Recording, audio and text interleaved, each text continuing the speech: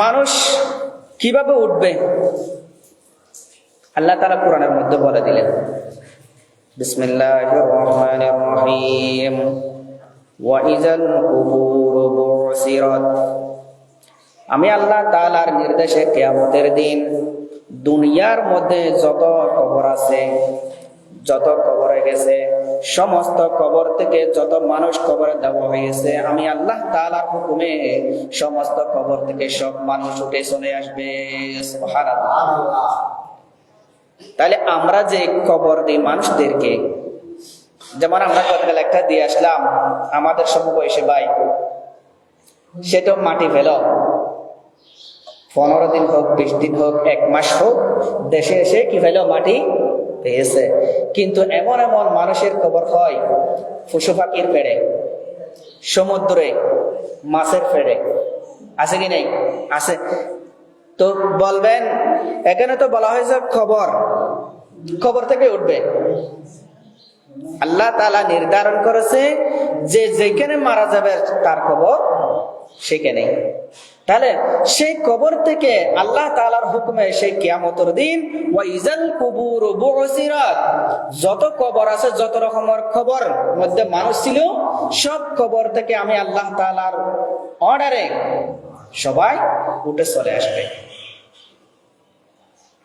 তাহলে এটা মনে করি না যে আমরা তো মুসলমান, বিশ্বাস করি কবর থেকে আল্লাহ রাব্বুল আলামিন আমাদেরকে তুলবেন, কিন্তু অন্যান্য বিধর্মীরা এসে তারা বিশ্বাস করে না, সেজন্য তারা কি করে, পুড়িয়ে ফেলে, আগুনে জ্বলসে দেয়, ছাইগুলো ওইদিক ওইদিক চলে যায়।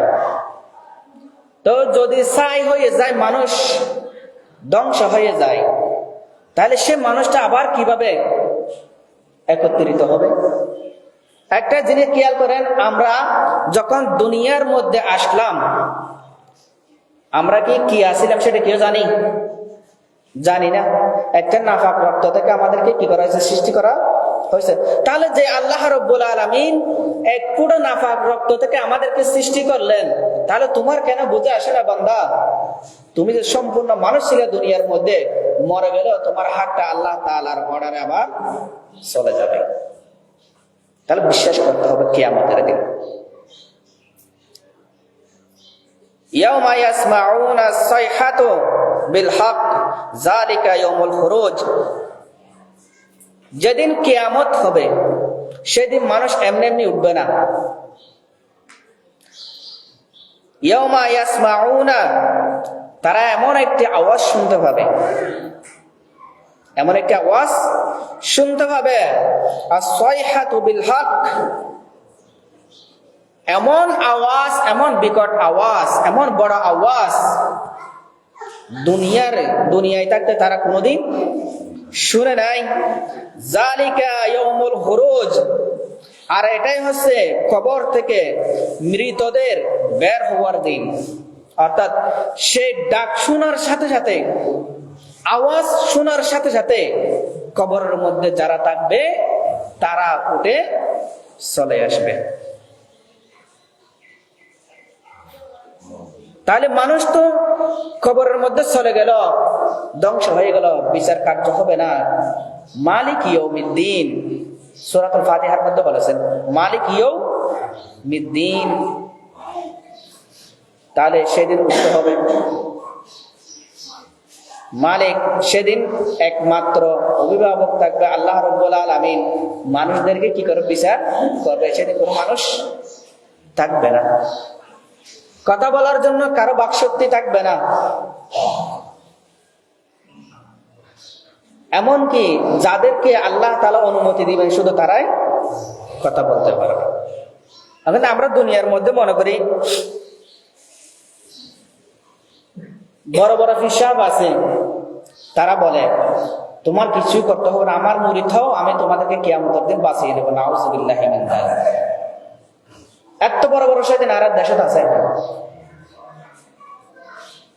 যদি হনফির অথবা হন বুজুর্গ অথবা হন মুহাদ্দিস হন আলেম, কোরআন হাদিস পড়ে দিলে আলেম, যদি হতা হইয়ে দয় তরি বেরি মালম মাঝে বেজাল আছে।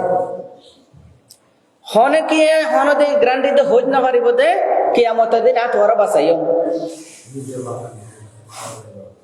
আজ হদির যত বড় মলয় হোক, যত বড় ফিসাব হোক, যত বড় বুজুর্গ হোক, কিয়ামতের দিন যদি আল্লাহ তাআলা অনুমতি নদ দেয় মাটিবর কুদরত নাই। আজ না হদির আজ তোর বাঁচাইও মুরিদ, তুই আর মুরিদ তুই আর সেবা কর অফিস সাহেব মলয় সাহেব কিয়ামতের দিন তোর হর অবস্থা তুই কি জানো নেই?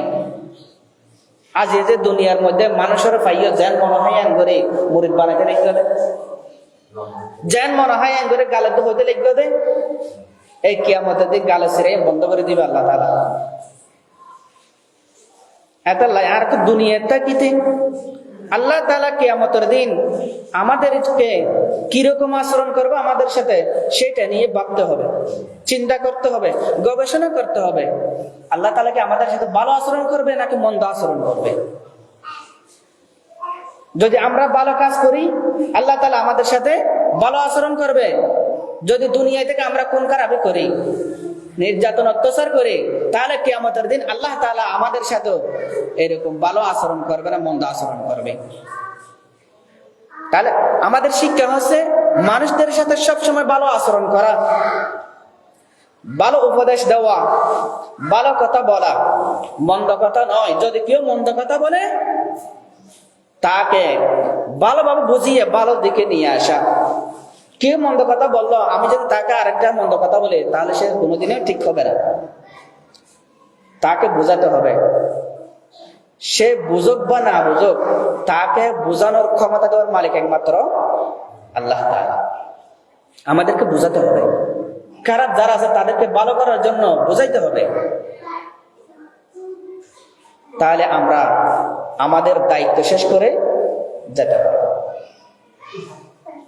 বলেছিলাম সুপারিশ করবে, সুপারিশ কেউ করতে পারবে না।